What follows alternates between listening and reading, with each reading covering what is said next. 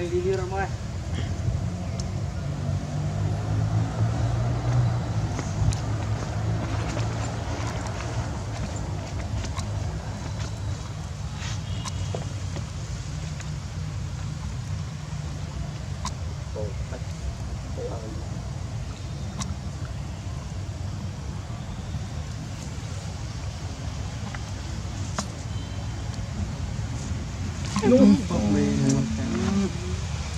men đừng dây trông khang nhung đó đây sẽ lâu rồi dùng lâu rồi còn xài vì ăn mình chịu ôn sặc đây ba anh cài nữa bà cái sẽ lâu tiền này đây sẽ nó lấy máy bên mình play bên đây điện vậy mình lên trong là lâu có bao tiền lại còn ba không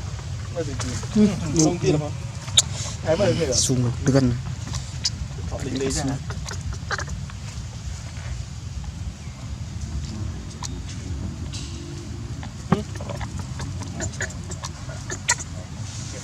lên này bà nói thế anh mùi á anh mùi á cho thả bột trái nó xong rồi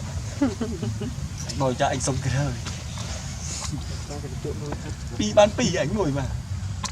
kiểu dễ làm làm đây là ai bắn cho ra là thế ba rồi đang bàn à giờ cái đó anh mà sôi nó phản đấy trận bàn to này em chết mình đang cho lâm lục muốn rồi nè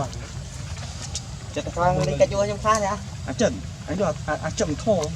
anh thóc chậm chậm à các bạn đấy nhỏ trận đỉnh đầy hơi sống đẹp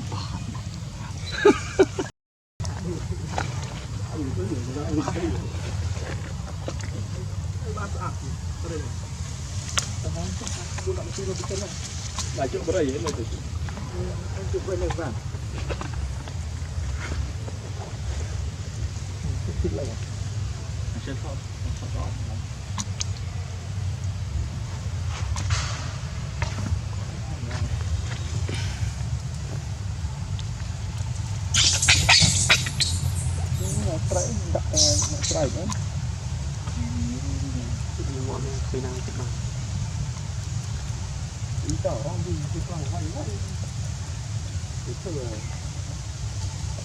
đi hao ấy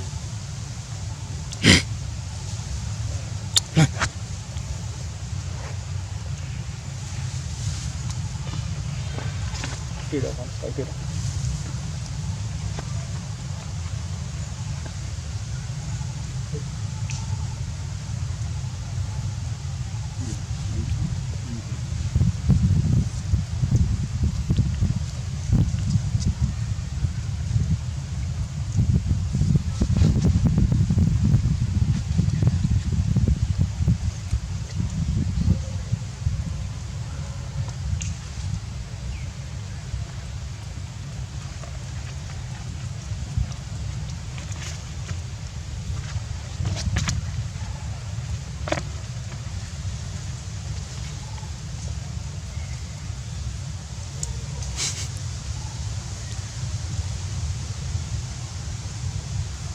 nói cái thứ rồi con bao nhiêu cái gì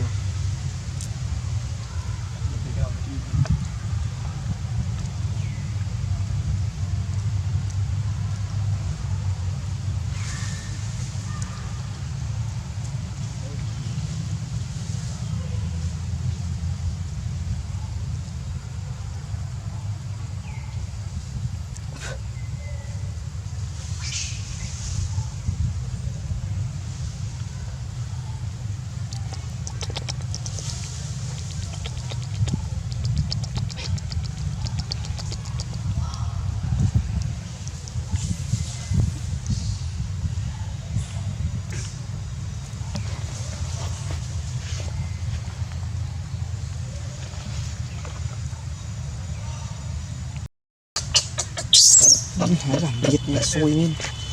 nghe không thế thì à quỳ lôi na dùng cách toát lệ có tầm mưa giết nó cho cho nó mình quỳ bây giờ đi Thọt nên sẽ ban kia được xuống khóc được không? Nó cần kì cái chuyện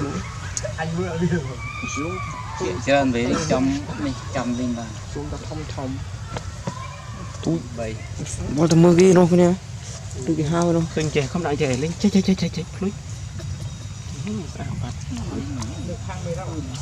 tay nhom khui rồi Ăn rồi. nó tầm mình chụp hàng ngon nó muốn ăn trâu ban với camera cái tao chích nó trâu ban nó ban nó đó bán Mười mấy. ban nó mũi mày sang chậm bàn cầm thì một cách chuyện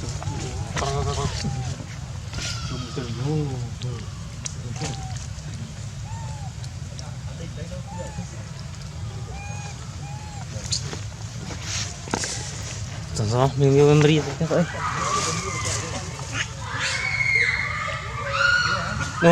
nó khăm nữa nó đua lắm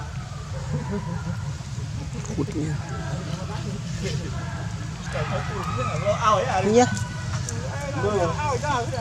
bơ gì mơ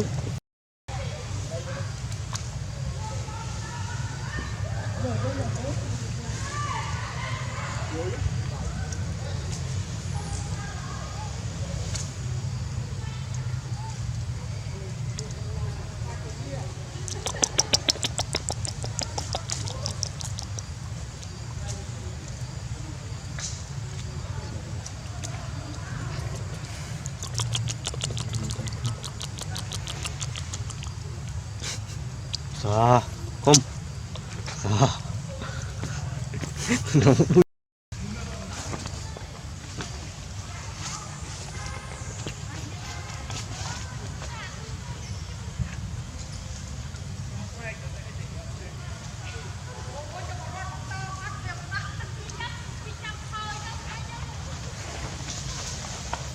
sát ôi ghê